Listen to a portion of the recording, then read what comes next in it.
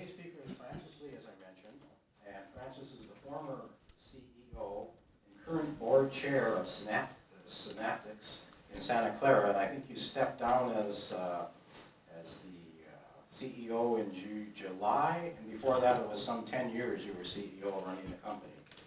Synaptics designs and produces sensor technology, and today has more than 60% of the touchpad market in laptops, smartphones, MP3 players, and other such devices.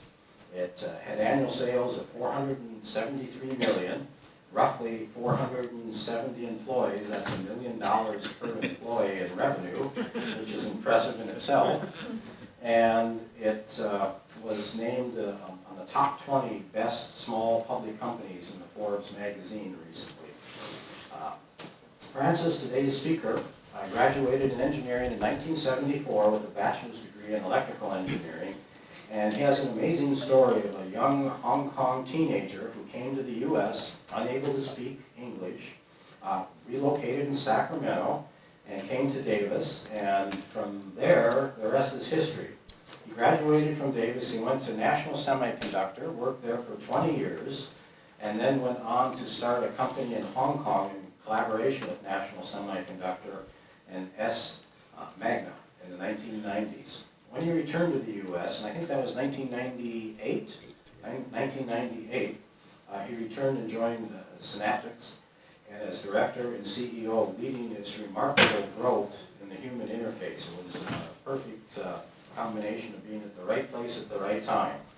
And in fact, his whole career has been that way. It coincides with this rapid explosion in the semiconductor industry and just parallels the tremendous growth and represents Davis as a tremendous alumni.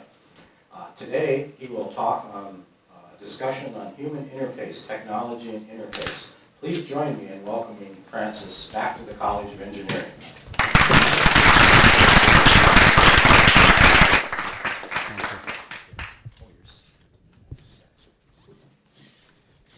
Okay, thank you.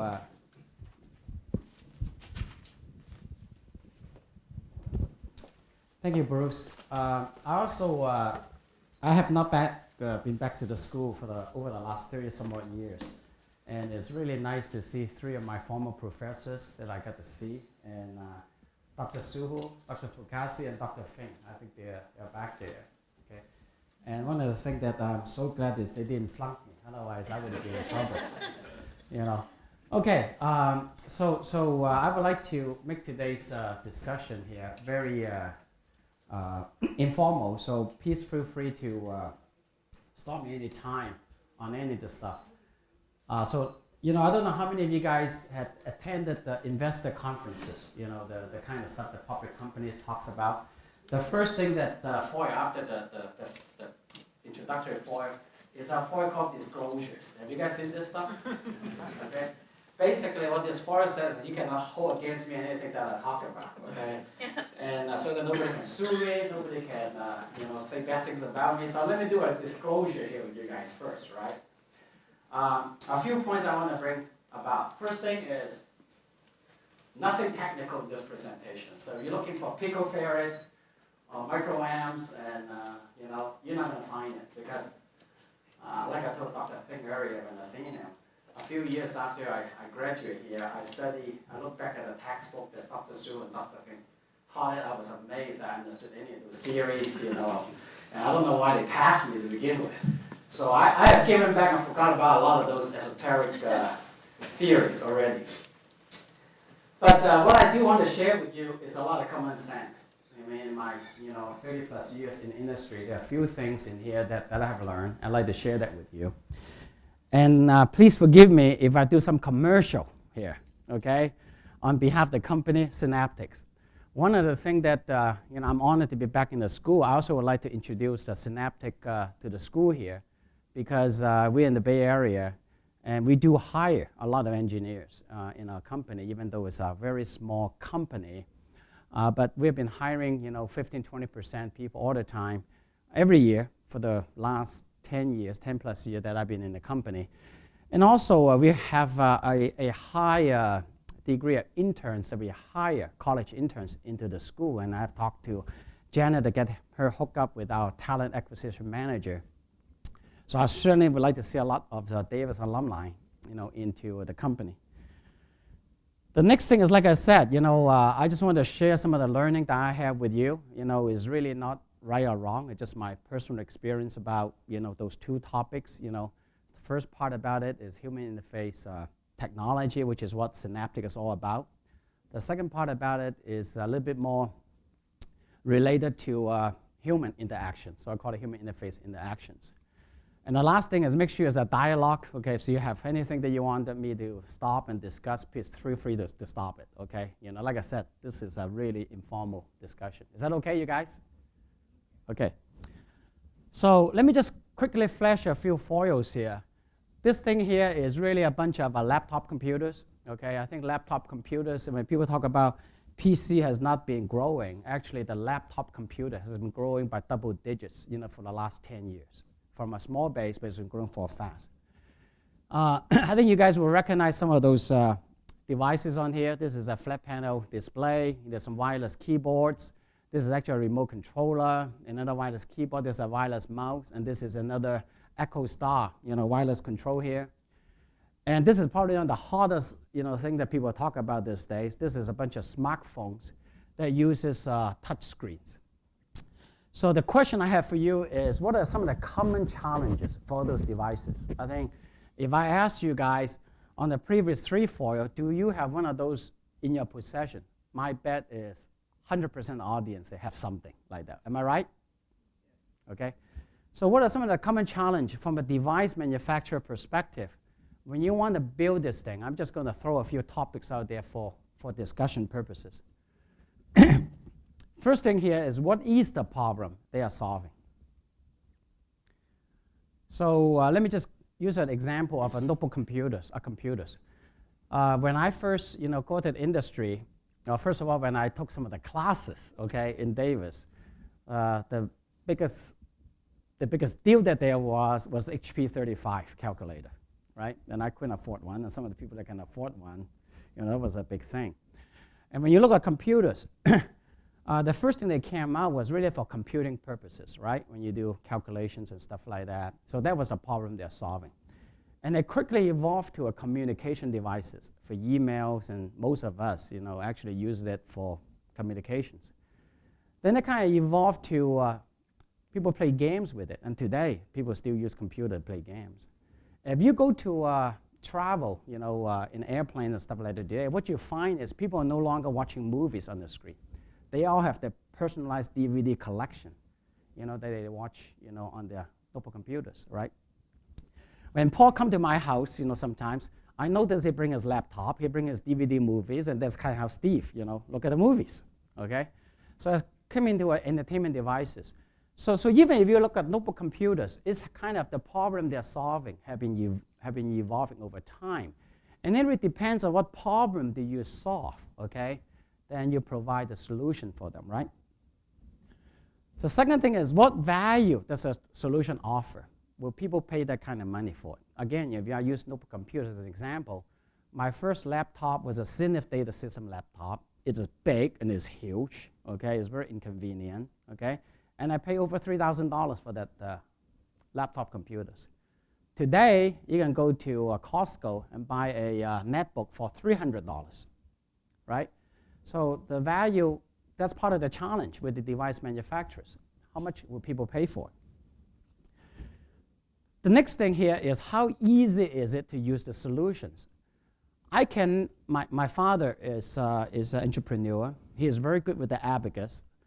I have bought him many calculators. He just refused to use it, okay? And when you ask him about it, he says, that's too difficult to use. Well, it's not difficult for me, but it's difficult for him, okay? So the notion of how easy to use a PC to access internet, I think a number of us here, we have the challenge in terms of our parents, our grandparents, and using it. And what does device look like and feels like is also important, okay? And then, what are the other functionality besides the thing they're supposed to fix? And I'm going to talk a little bit more about it in my subsequent slide. But these are some of the challenge when every device manufacturer have. Is not lack of ideas and is lack of what problems is it solving? How much can I get paid for it? Okay, how easy to use it, and what does it look like and feel like, and what are the benefits besides the main reason why people want to buy this gadget? So let me use iPod as a proxy here. How many of you guys have an iPod with you or iPhone? More than half of the people sitting here, right? Okay. So this is on the y-axis is I think it's in unit millions. It's millions of units, okay, of the iPhone sold by the fiscal year. The fiscal year of Apple actually started in the December quarter. The test here is obviously, I didn't put the fiscal year scale here for a reason. I just put a number on there. Do you guys know when the iPod first got introduced? Anybody know? Huh? What? iPod, not the iPhone, iPod. 2000. So Dean is very correct. It's actually introduced around 2000, 2001. And you notice, right, there was actually hardly any revenue in it. As a matter of fact, the first generation of iPod has got a mechanical wheel on it. Okay, you turn it and you click, click, click, click, click, you know it. The second generation iPod, their tagline was, we have reinvented the wheel. And what they did was, instead of mechanical wheel, they put a solid state wheel on there. But when you move the wheel, it seems like it's a mechanical, actually solid state. It doesn't move. It just gives you look and feel of a mechanical wheel, right? But they still didn't sell. As a matter of fact, Synaptics was designed in the second generation of the iPod, and when they say they reinvented the wheel, Synaptics was a partner that redesigned that solid state wheel for them. At that time, when I talked to investors, and people asked me, they said, why are you interested to design this product that hardly have any sales in it? And I said, well, I don't know. But for something that has got a computing power of a notebook computer, it can store thousands of songs, I think people will find something with it. But I really have no idea, okay, how well the product's going to sell. In December quarter of 2003, they sold more than 700,000 units. It was the first breakout quarter because of the Christmas holiday season. And that started a tsunami of iPod sales. You guys know what happened that triggered the sales? iTunes stores. And they collaborated with the music industry and started the 99 cents download.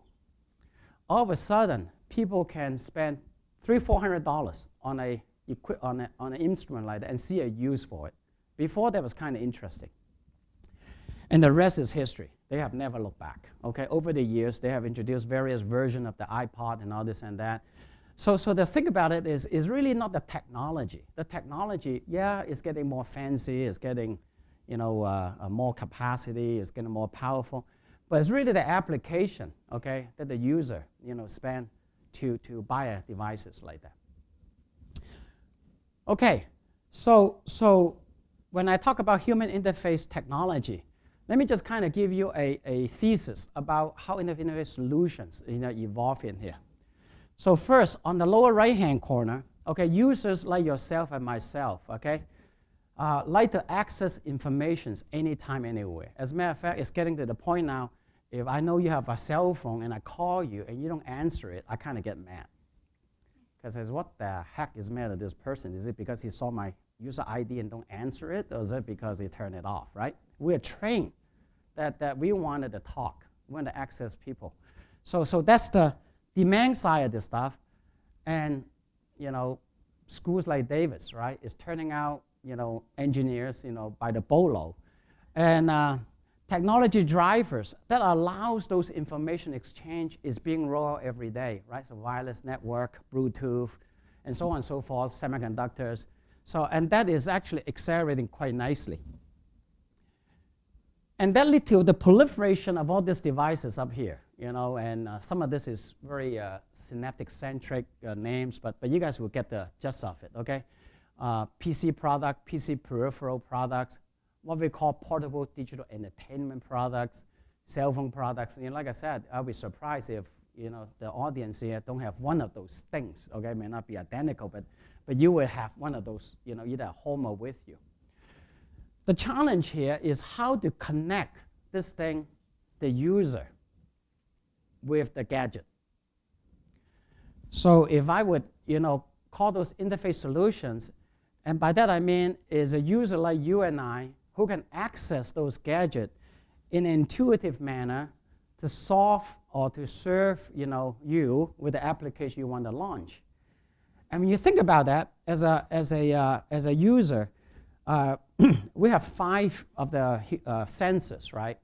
And I would say that we use 3 of those 5 sensors. The exception will be smell and taste. Now, maybe one of these days we will need that in that machines, but probably not yet, right? Okay. So actually, you would use vision, which is sight, voice, and touch, and maybe applications like handwriting recognitions, okay? That allows, or voice recognition, that allows you to interact with the machines, right? That makes sense, right? Now, sometimes it's not just one type of a sensor. Sometimes is a summation of 2. So I would say that if you have a touch screen phone, what you're doing is using the sensor touch, collaborating with the sensor vision, because you're getting vision feedback on the LCD, and interacting with the devices. What Synaptics, now this is a commercial here. What Synaptics does is we actually focus on the sense of touch. Okay, so anytime when we look at how we interact with equipment, stuff like that, we focus using the capacitive technology to make touch easy and intuitive. So if you guys, all of you guys own a notebook computers, for example, the touchpad that's on a notebook computer is our products. And we own about 65 to 70% of the market. So if you use one, chances are you're touching Synaptics products every day when you use it. So this is our area of expertise. And this is our tagline. Okay, when you say people, what do you do? Well, we enrich the interaction between human and intelligent devices. And when you say intelligent devices, we have a very simple definition for it. And that's anything that's got a microcontroller in it. Okay, we consider that intelligent, right? So we focus on the interface solution via touch to make access to those equipment easy.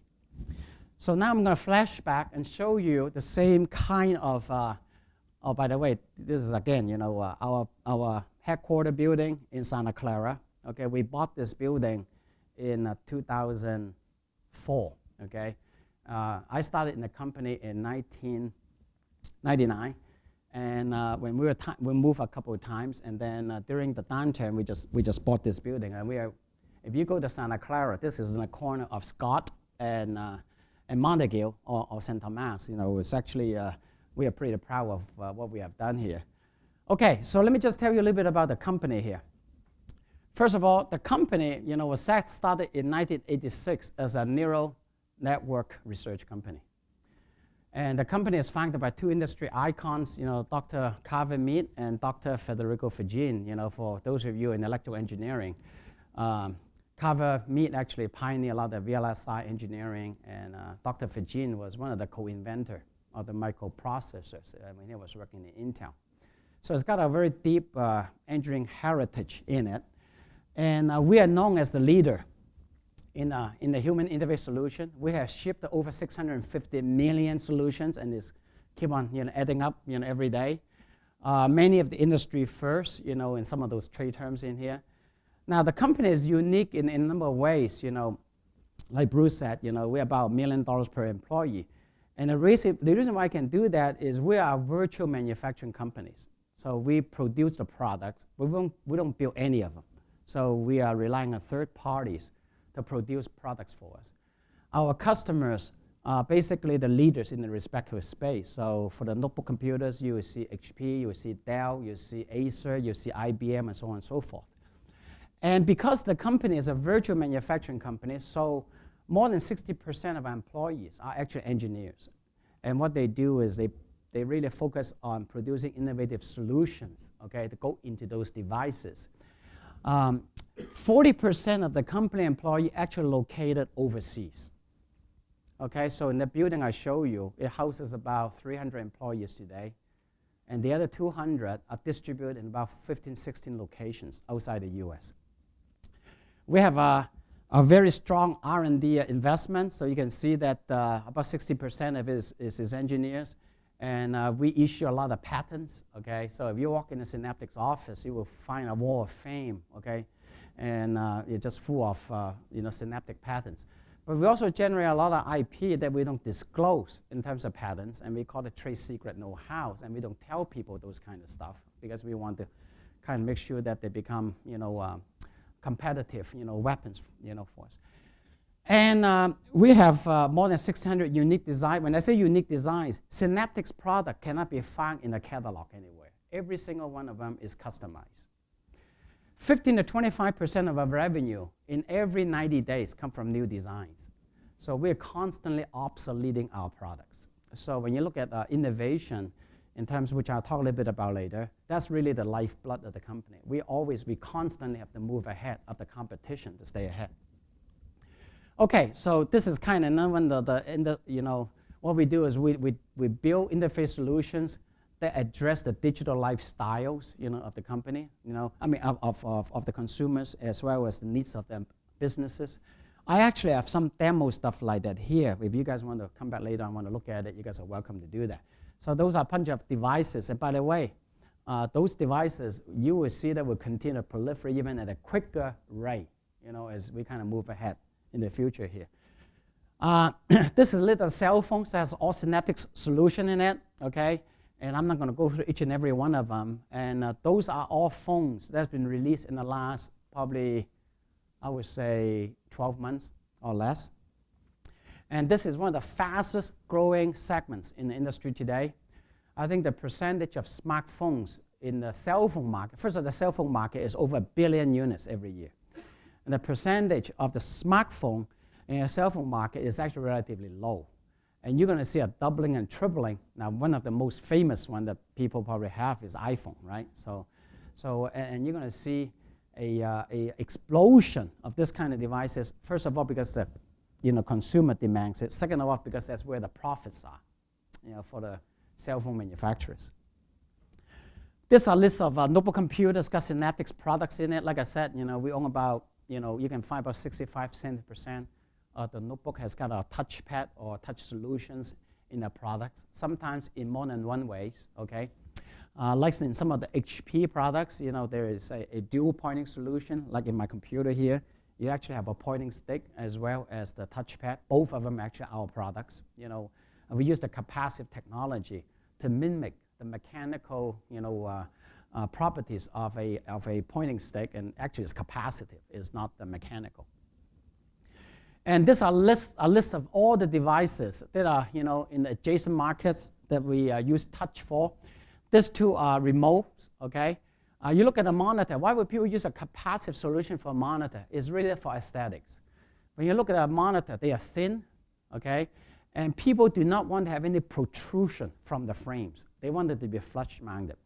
So what we have is you will find that you would have capacitive solutions kind of in the edge here. When you touch it or when you get close to it, it lights up. It allows you to move the volume up and down, turn on the other multimedia controls and stuff like that.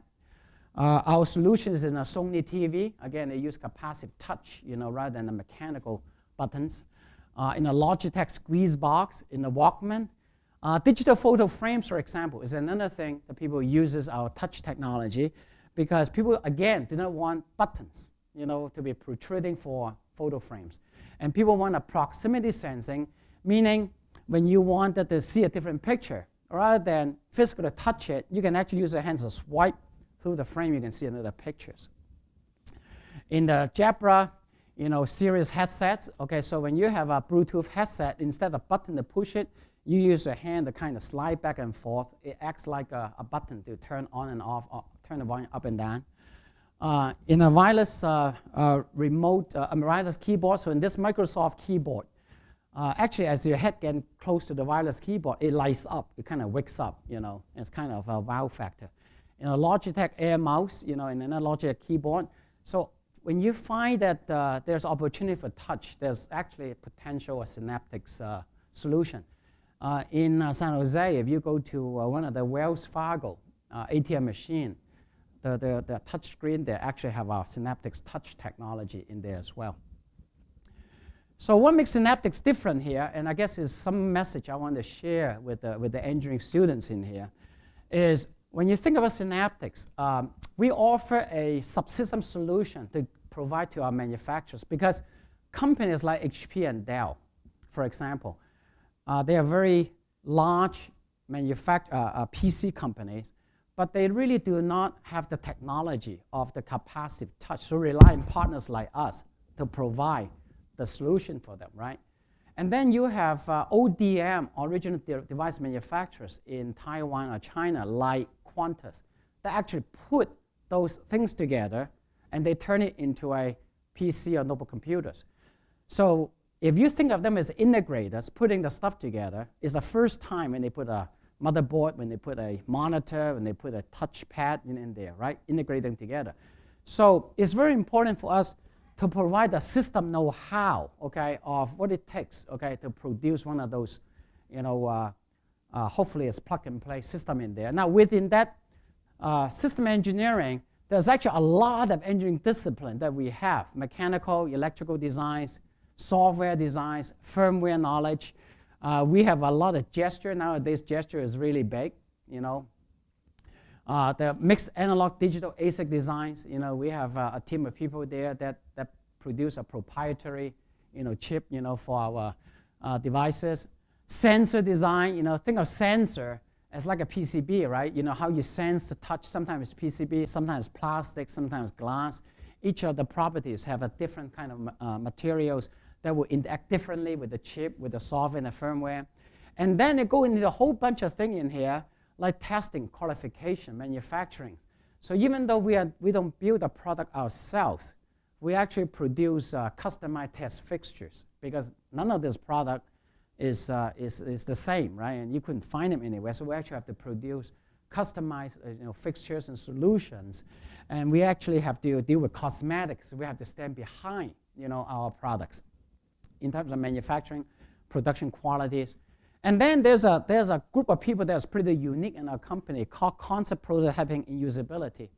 And I cannot emphasize it more that when you try to solve a problem, you have to understand what the problem you're solving. So we actually have a team of people called usability, and that is to study people when they play games, when they use PCs, what problems do they have? So the better you can pinpoint a problem, the better that you can to build a prototype to see if you can solve the problem. And then that turns into a product. So this kind of stuff is actually leading, marketing, trial, by an era. They're trying to seed the product with markets. Seed the market with product ideas. So every 90 days or so, we'll go and meet with all the OEMs and ODMs and say, hey, have you think about doing this to solve that problem? Okay. So an example to you will be, we have a product called the dual mode, touchpad. What a dual mode touchpad does is one mode acts as navigation devices. Another mode actually acts as a multimedia control devices. So the LEDs light guys light up under the touchpad, and you can control the volume and all this and that. And the idea behind it is to when you're sitting dark and you're watching a movie and stuff like that, you don't want to fumble which button. You want to move the volumes and play back and pause and stuff like that, right? That product comes out an idea that in Synaptics we call LuxPad, which is combining light to touch. At that time, we didn't think about a dual mode product like that. We thought about, wouldn't that be nice if you touch the touchpad, a Ferrari logo, goes up, and that is your lookbook that goes with your Ferrari sport cars or something like that. Okay, so I was thinking about it for branding purposes. Some OEM manufacturer took that and said, hey, wait a minute, I can use it to do this, and this is kind of how we collaborate, and form a product called dual mode, touchpad. And then there's all kinds of supply and support. So what we are saying here is, Synaptics value proposition to our OEM partners is we kind of integrate those things in the background so that when we provide them with ideas, when we provide them with solutions, okay, we can help them differentiate their product as well as make sure that when they hit the ground running, they don't have production ramp-up problems. So a little bit of financial trend. The company, went public in 2002. And since the company went public, we have grown, on a compounded basis, grow the company 25% every year. And our net income line, since 2002, has grown in a compounded annual growth rate basis about 34%. So I'm not going to tell you that we're not impacted by the economic downturn. We have, okay? But by and large, the company, has been growing. We hire, 15 to 20% of the people, every year. And the building that I showed you that we moved in a few years ago, we thought that that's going to be good enough, for the company. We have completely ran out of space, and we basically have moved, behind that to lease more spaces, right? So knock on wood here, the company had a good run, but there is not to suggest the business is easy. It's actually very challenging. But we have had quite a bit of a growth from relatively modest, small base. So the company today, last fiscal year ended in June, okay, of this year, and we had $473 million of revenue, and we are on a run rate basis to surpass $500 million this fiscal year. This is kind of, I'm going to go through that quickly here. This is a percentage of how we allocate our revenue. Our gross margin, for those of you that may not understand this, then you can come up and I can explain to you a little bit more. We run a gross margin about 40 to 45%. We invest 12 to 14% of our revenue in the R&D, and by the way, 90% of that is people, okay? The biggest capital, this is not like a semiconductor industry when you spend $1 billion on a fab. The most we spend on capital is design tools, notebook computers, for people. It's all human power in the company, right? So 60% of the expenditure of the company is really salaries, and people and benefits and stuff like that. We spend about 8 to 10% in SG&A, selling, general, administrative. Our operating margin is in the mid to high teens. That's our model. And our net income is in the low to mid-teens. So you look at the numbers in here. Some years are better than others, but by and large, we hit those metrics. And this is the last quarter, which ended in September. The trend kind of continues, but the business environment is very challenging, though. Okay, this is my last five on this company, in a sense. So this is the foil I took out of our last shareholders meeting. So one of the things we tell the shareholders here is how the company has performed. And using June 04, which is, when you look at any company proxies, they always compare 5 years. So we just kind of did the same thing. And if you use June 04 as a zeroing point, okay, the square here represents the returns of Synaptics, and this is return of NASDAQ and also the NASDAQ Computer Index. So I'm pretty proud that from a shareholder return perspective, the company has done quite well compared to some of our peers in NASDAQ. Okay, let me get back on some of the stuff that we just talked about. What problem we are solving, what value does a solution have to offer, how easy to use it. I'm going to zip through this thing pretty quickly here because I want to get to the last part here. And I guess I probably have 10 minutes, right, to go through the rest of this here. So first of all, make sure that when you look at what problem they are solving, make sure you guys look at it from the user's perspective. You guys got to be very clear who your target audiences are and not what your view of it is. And keep in mind, we engineers have a very bad, because we are, in general, techies to begin with anyway, okay? Sometimes you may have identified a problem, but your knowledge of the problem is a lot different, okay, than your end customers. And what's the ecosystem, okay? Ecosystem meaning when you look at iPod, right? The ecosystem is not just iPod. It is the music industry, who is willing to give you 99 cents downloads, okay? Is industry to produce iTunes, stuff like that, so that people use it easily.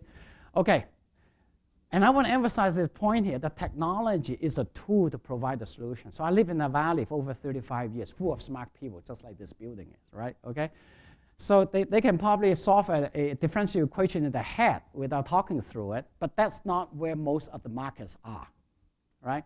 So make sure that technology is using to serve the people rather than the other way around.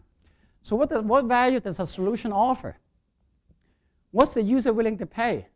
At one time, people were willing to pay $3,000 for notebook computers. Nowadays, they don't want to pay more than $400, $500.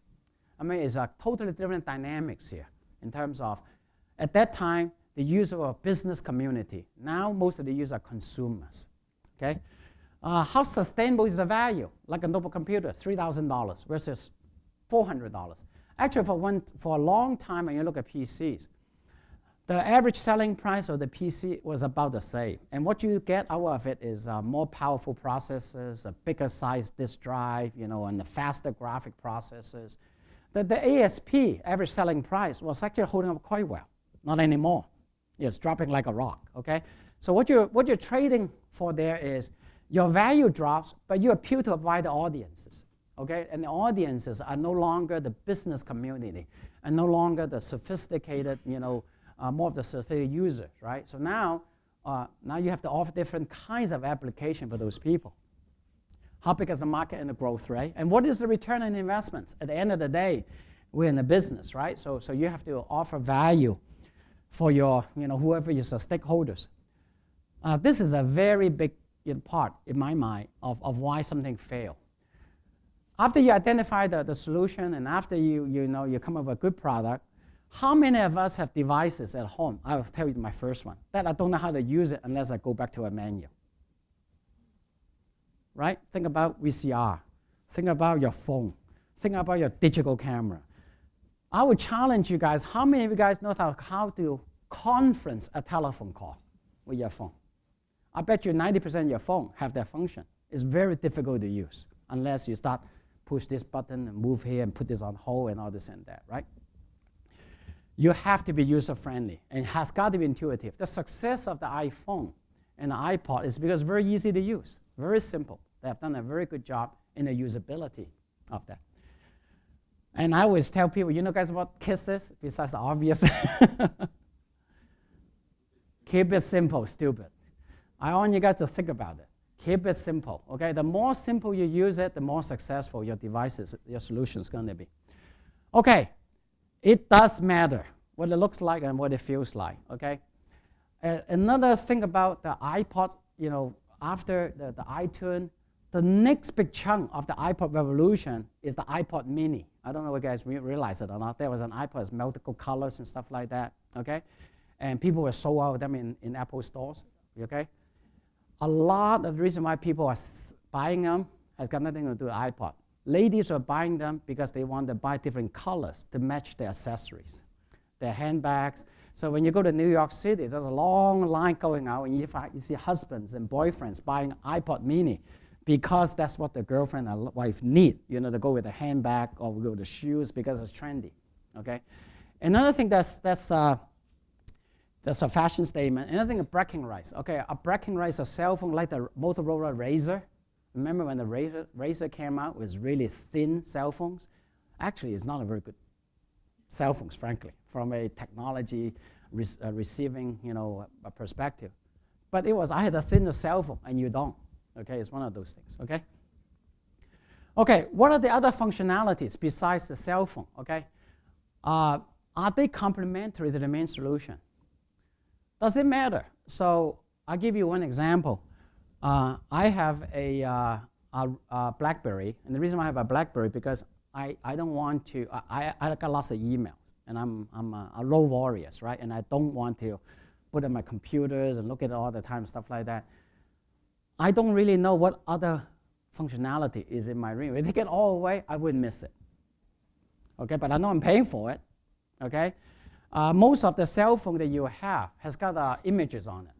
A cell phone is actually a terrible device to take pictures. But they gave it to you, they charge it to you. Okay, like I said, for most of us, they don't give it, I could care less, frankly. Now, somebody might care, okay? So you have to think about those costs that you associate the devices, right? That get to ROI and what do you do and all this and that. Okay, so I'm going to give you 2 innovation examples. It's got nothing to do with technology, but it has been very successful as a way to stimulate your thinking, okay? I already told you I'm a road warrior. I have many, many garment bags in my home that I'm not using anymore. And the reason why is rolling luggages. Now, what could be simpler than that? When they came out, I just said, darn it, how come I didn't think about it? Put a set of wheels on the luggage, and it just obsoleted all my garment bags at home. Today, it's very hard to go to the airport. You don't find people with luggage on wheels, right? And I think that's one of the best innovations. They apply to our mass audiences, has got very little technology, but there's a lot of innovation, right? Not just there's no technology making wheels and luggages and stuff like that. Another example of that is gift bags. Can you imagine putting a shopping bag and wrapping paper and charge you an arm and a leg for that? Right? Okay, those are some examples. Innovation requires very little technology to do. Okay, so enriching the interaction of human intellect is fine, but use technology to solve the problem and not for the technology's sake. So like I keep emphasizing to you that it's nice that there is a lot of education and kind of studying the finest things but make sure that at the end of the day we got to provide that to solve a problem from the user's perspective, okay, and not from the us perspective. Is that okay? Okay, I'm going to zip through the rest of it in terms of the other side of it and talk a little bit about the human interface interactions. So let me kind of quickly tell you, I don't think any of the stuff I'm telling you here, I need a lot of description on. The world, the business is increasing global. Everyone will say yes. The world is flatter every day. I think you guys, a number of you guys probably have read the book Thomas Friedman, The World is Flat. It's actually quite an interesting book. But it's getting flatter every day. Competition's everywhere. So one of the things that I tell my employee is somebody somewhere is working hard to display your job, your product, and your services constantly. And whether in doubt about that, look at all the data center that's coming out in India. We used to think, oh, it's only manufacturing jobs. Well, wrong, okay? A lot of those things move over there. We're losing a lot of engineering jobs now in the US, right? The race between the hare and the turtle, okay? So if you think about US is the hare. There's a lot of emerging countries that are working very hard, and I can tell you lots of examples, like in the semiconductor industry, how we used to have the lead here. You look at how many of the fabrication plants now are still in the US, not a whole lot, okay? As we move overseas now, in the Korea, in the Japan, in the China now. So let me ask you a question, where's Nokia? That's one of the largest, company, cell company in the world, and most of you say it's in Finland. It's a Finnish company. That's true. But Nokia has got design center in San Diego. Do you guys realize that? Has got design center in China. So if you do business with Nokia, doing in Finland, in China, and in San Diego, 3 different worlds. Where's Samsung? Samsung is actually rapidly surpassing Sony as the world's largest electronic companies. You walk into Samsung, you try to sell them a cell phones, okay? The way how those guys organize is like there's 10 different companies within Samsung. And they're competing with each other inside Samsung. And you tell one group something, the other group don't want you to tell the other group about it. It's absolutely crazy, okay? But that's the reality of life, right? They don't want synergy. They want competition within the company so that they can, move ahead. Supply chain for HP computers. Who is doing that? Okay, what you find is motherboard built in Taiwan, obviously chips and stuff like that from electronics all over the place, right? And then the ODM factories, okay, probably are putting those stuff together in Shanghai, okay? And then they're distributing it, through some local distributors in the US for here, okay? And in the Dell's case, they're selling it through the web, and the distribution center is probably sitting in Timbuktu somewhere, right? They can do that. So those are some of the examples that I'm talking about here. Okay, so because of those challenges, right? People in the industry never stops. There's never a dull moment. You always got to figure out how to outfox the other guy, how to out-innovate the other guy. There's a lot of issues, executions of business plans and projects. And I introduced you a term here that each of you guys and me, right, bring something to the party, and I call that individual brilliance, is what you bring to the party. And at the end of the day, when you say you do business with Samsung or Nokia and HP, you're not doing business with a company. You're doing business with somebody on the other side that has got a different logo, okay, on their shirt or something like that. You're working with people all the time, and never lose sight of that. So I said, at the end of the day, people are really the ultimate asset in any company, in any environment, regardless of what they say about it. Okay, they are the things that make things happen. So my discussion about human interface interaction is related to that. Okay, so on the individual brilliance is what do I bring to the party, what's my job function, how do I accomplish my goals? Those are kind of things that from my perspective, right? However, no man is an island, right? So, one of the very favorite terms that you hear people talk about is make sure we don't have silos in a company, okay? Make sure that, things are in the right spaces, gets taken care of, right? So collective wisdom is very important. How do I leverage, the sum of the pieces in a company, okay? How do I produce synergy at the same time as challenging, for the employees and for the, entity as a whole. So if you plot a chart, on the y-axis is performance one end, on the x-axis, is time. If the company still exists today, chances are they're improving. Otherwise, you will cease to exist. But what you also find is some company is going to improve at a slower rate, and some is going to go really fast. And I will offer for you the reason why they're in the lower part of it is because of, in general, they avoid risk as they go to a certain part, is autocratic. NUT are nuts, okay, for those of you who did not know it. The founder of Creative Lab, the Sandblast card and all that, Sim Wong, he wrote a book, okay? He wrote a book in the turn of the millennium in his collection of essays. And I read it, and this term come out.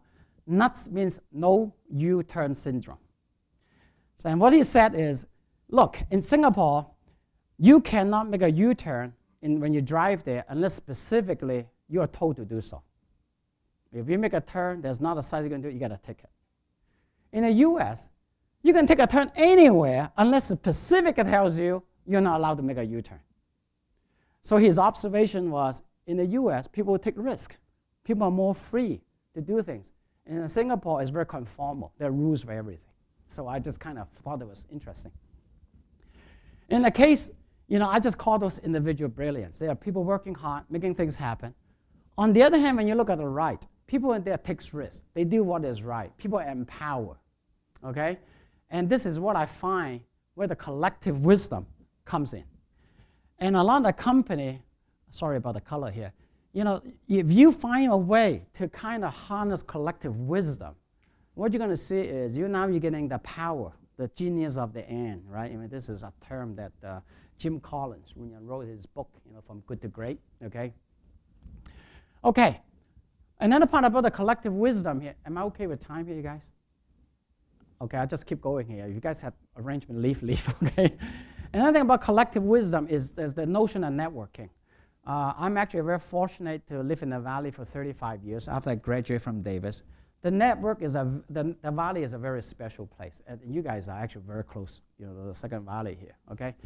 So if you want to find something, on somebody, chances are, if you've been there a while like I am, you wouldn't go through 2 layers of friends and you're fired, okay? And it's just fabulous. Because that way you can actually leverage on the diversity, on the knowledge base of it. So I would ask you guys, okay, especially students in here, to pay attention to how do you network. Don't just wait for the popular social networking sites like LinkedIn and all those things, Facebook. Those are good tools, okay? I'm talking beyond that when I talk about networking. Use those tools to help you, but don't rely on it only. I thought some of it is functional. I want to know some functional knowledge. Some of them is so-so, okay? We all have a life, right, other than working. Some of it is career. More than 50% of the jobs are not listed publicly. More than 50%, okay? So things happen in Synaptics. I don't have time to post it, or I don't have time to update it. Sometimes I don't even know there's a need until somebody talks to me about it, okay? So if you want to find a career, networking, is very important, especially in your domain. And then there's regional international. So if you believe that, it is a flat society and it's global, you better have networks, okay, that has got things in China, in India, in Europe, whatever, you're interested in. So I ask you to focus, think about that. Okay, so I'm going to share with you a few things in Synaptics, how we deal with that. Again, I'm not suggesting that we are good and, we got everything sorted out. I'm just want to let you know this is what we do here. So please take that with that context here, okay? I'm not suggesting this is the way how it should be. We have 3 core values. We go to our website, you will see them. Okay, creativity initiative. And the reason why we did that is innovation is our blood. And we try to say, how do we define innovation? And we decided creativity and initiative, if you do both of those things, you will have innovations. Second thing about it, exemplary customer partnerships. I said a little bit about you do business with people all the time. When we talk about that, we emphasize a lot about internal customers. It's not just external customers. So find out who your internal customers are. Charity starts at home. If you don't serve your internal customers, the external customer have no chance in terms of getting served. The last thing is to have a respectful and stimulating work environment because, listen, if you're good, the employees are good, they probably have thousands of job opportunity outside the companies. There are probably people calling them all the time, headhunters calling all the time.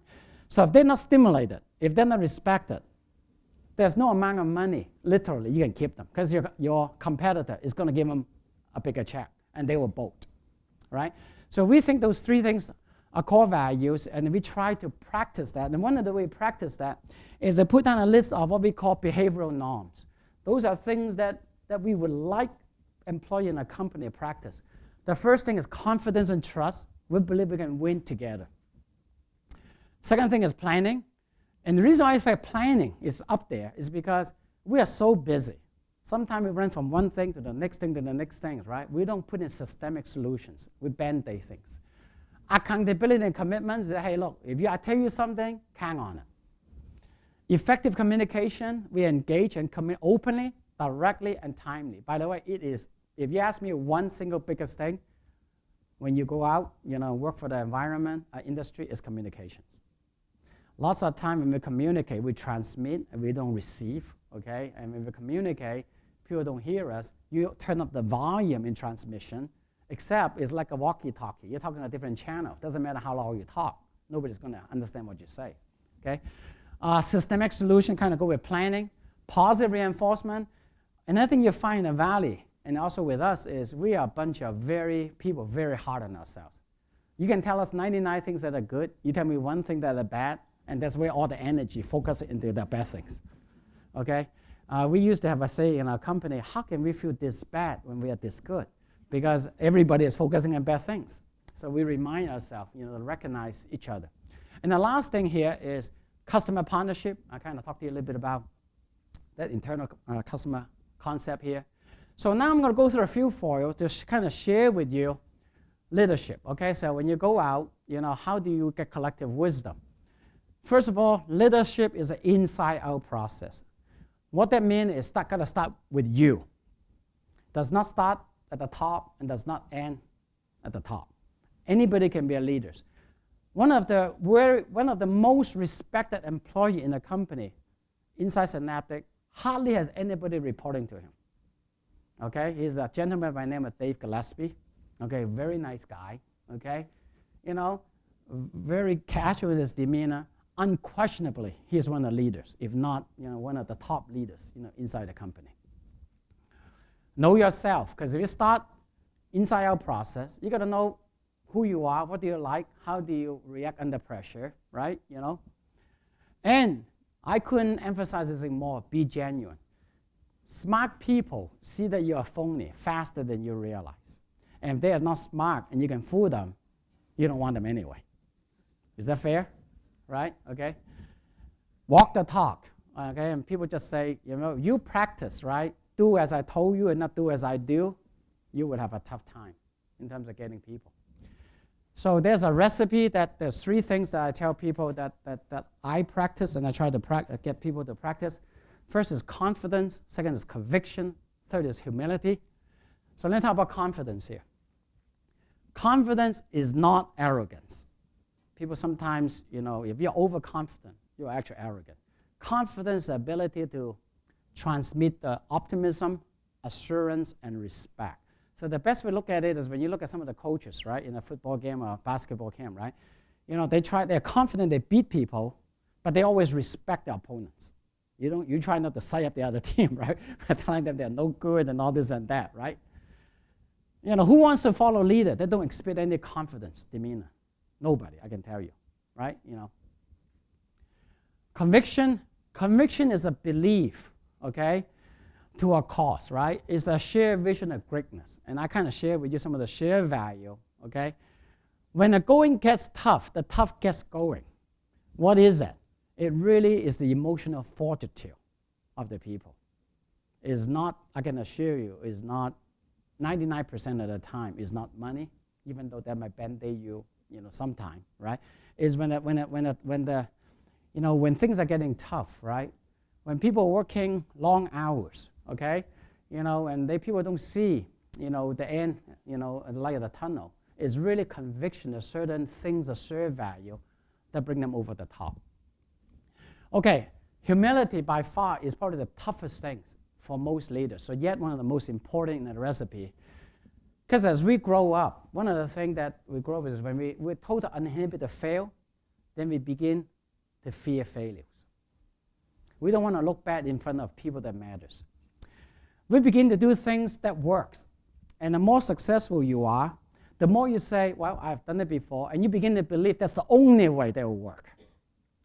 And the more you do that, okay, the more you feel that I don't want to admit my mistakes. I don't want to ask people's, second opinions or opinions. And the minute you do that, what happened there is you become victims of your success and you become arrogant. And I find that a lot, okay, of a lot of the successful leaders that sometimes they can have problems, including myself, run into. So if you want to optimize collective wisdom, you got to be able to have humility in you so that individuals, okay, have a chance to express their opinions, express their, functional excellence. And you also provides continuous learning, okay? And once you have continuous learning organization, that becomes like the tail of the hare and the turtle. Even though you might be slow, but if you keep on learning, eventually you overcome, somebody that might be better. Okay, those three things together, I mean, my best analogy to you is like a Chinese herb tea. For those of you that don't know about Chinese medicine, the Chinese approach to the herb tea is you seldom find it made of one ingredient. It's always a collection of herbs ingredients. They have counterbalancing properties. Because the belief there is the key ingredient to work so well, it produces adverse side effects. Okay, so you always have counterbalancing. So to me, in order for those three things to work, you have to have them linked together. So you have to have confidence, but if you have overconfidence, it turns a blind eye on reality. Conviction is nice, but if what you believe in, your goals and ideals are changed because competitive forces, or just because you are wrong, it's very dangerous, right? Humility by itself without confidence is actually bad because it leads to indecisiveness and ineffectiveness. So as you guys think about some of that stuff, you move in the industry in terms of how you practice some of that. So remember the point I talked about, the long-term sustainable improvements? So you have to have good people. You don't have good people, you're in trouble. So don't underestimate the individual brilliance part. But you also need collective wisdom. Most of the company's problem is not in a functional sense. It's always between one function to the next function. Because none of the function really is independent. They're all linked together. And it's all to do with organization effectiveness. Sometimes you may want to sub-optimize a function to optimize the organization. And that is tough to do because everybody is overwhelmed with stuff. And how do you do that, right? And leadership is those three things, in my simple model, practice them. And always remember, people are the ultimate asset, okay? You always do business with people. And so that's the end of my discussion here. So welcome any dialogues or questions or comments you may have. Sorry that I ran over, okay?